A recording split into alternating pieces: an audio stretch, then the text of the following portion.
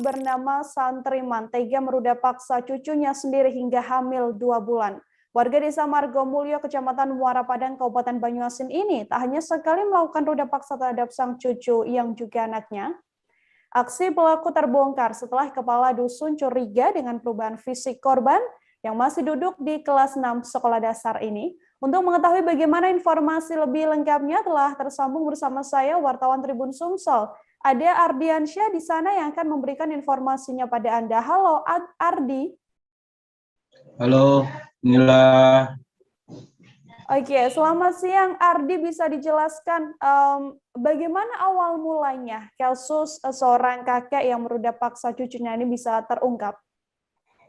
Baik Nila, selamat siang Nila, selamat siang Tribuners dimanapun berada. Jadi kasus ini bisa terungkap setelah kepala dusun mencurigai bahwa ada perubahan di tubuh korban.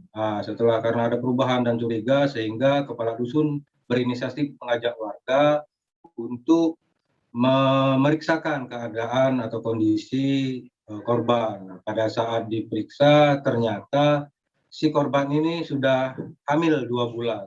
Saat mengetahui hamil 2 bulan, kepala dusun dan warga menanyakan kepada korban langsung siapa pelaku yang menghamilinya. Nah, dari ungkapan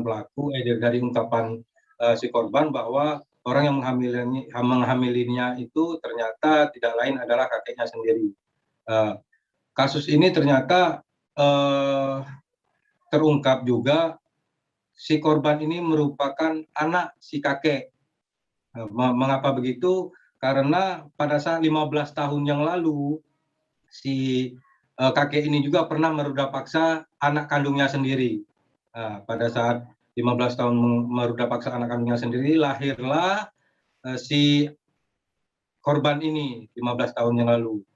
Nah, dari 15 tahun yang lalu korban lahir dan kakek ini ternyata mengulanginya lagi ke cucu yang ternyata anaknya juga ini. Begitu, Nila.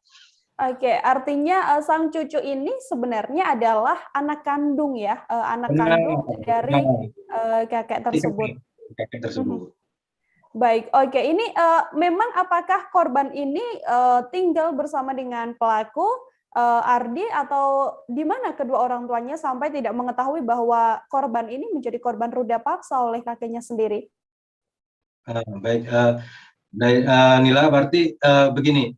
Pada saat korban lahir bersama ibunya, jadi ibunya diceraikan oleh si bapak.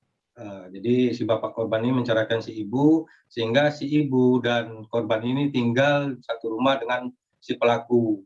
Nah, ada si pelaku dan juga ada nenek, itu istri si pelaku, dan juga ada bibi atau anak dari si pelaku. Nah, di sini mereka tinggal. Beriring berjalannya waktu, ibu korban meninggal. Jadi pada saat ibu korban meninggal, jadi korban ini tinggal bersama dengan nenek, si pelaku, dan juga bibi, hingga akhirnya kejadian ini menimpa korban sampai diketahui oleh kepala dusun, begitu Nila. Oke, dalam melakukan aksinya apakah ada ancaman yang dilakukan oleh pelaku atau bagaimana pelaku ini melakukan aksinya sampai tidak ada yang mengetahui satupun gitu dari satu keluarga yang ada di rumah tersebut? Baik Nila, jadi pada saat si pelaku ini akan melakukan aksinya, dia melakukannya pada saat keadaan rumah kosong. Artinya dalam keadaan istrinya si pelaku ini keluar rumah, terus bibinya si korban ini keluar rumah, baru dia melakukan aksinya. Nah, tidak hanya di rumah si pelaku ini melakukan aksinya, tetapi juga pada saat korban berada di luar rumah, artinya pada saat korban berada di kebun dekat rumah, itu juga si pelaku nekat untuk melakukan aksinya terhadap korban dengan cara mengancam apabila tidak menuruti kehendak si pelaku, maka korban akan dibunuh, katanya begitu Nila. Oke. Kasus yang ruda paksa ini sudahkah terungkap oleh pihak kepolisian? Sejak kapan korban mengalami tindak ruda paksa ini, Ardi?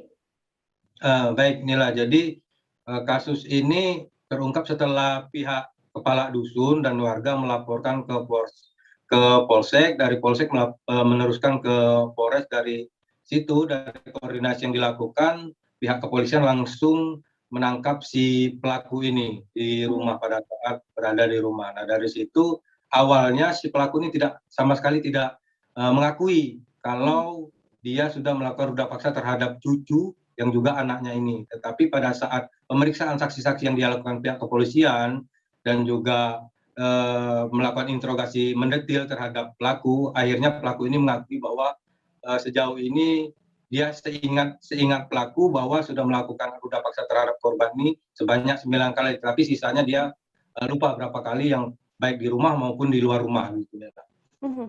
Untuk kondisi korban saat ini setelah kasus ruda paksa tersebut terungkap, seperti apa, Ardi?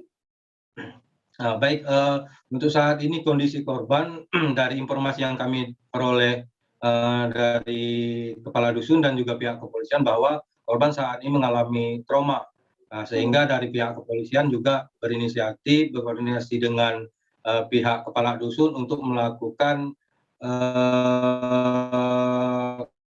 terhadap si korban, karena pada saat ini korban juga sedang dirawat di rumah kepala dusun untuk memulihkan psikisnya yang saat ini sangat tertekan karena kondisi yang juga mengalami kehamilan dan juga psikis yang pada saat korban diancam untuk diruda paksa oleh pelaku. Inilah.